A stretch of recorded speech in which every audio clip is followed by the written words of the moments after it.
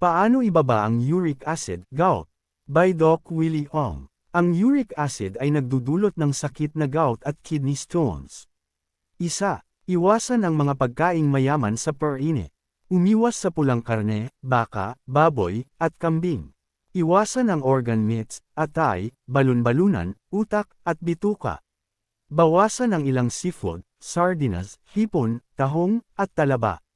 Umiwas sa alak at beer. 2.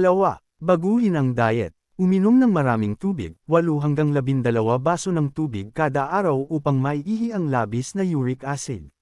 Kumain ng low-fat dairy, low-fat milk at yogurt ay nakatutulong sa pagpapababa ng uric acid. Kumain ng prutas na may vitamin C, citrus fruits tulad ng kalamansi at lemon.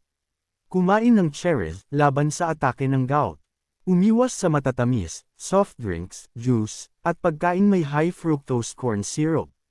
3. Tamang timbang. Magbawas ng timbang. Ang labis na timbang ay nagiging sanhi ng paggawa ng mas maraming uric acid ng katawan. Huwag mag-fasting ng biglaan. Ang biglaang pagpapakagutom ay pansamantalang nagpapataas ng uric acid. Mag-ehersisyo ng regular. Panatilihing aktibo ang katawan ngunit iwasan ang labis na pagkapagod ng mga kasukasuan.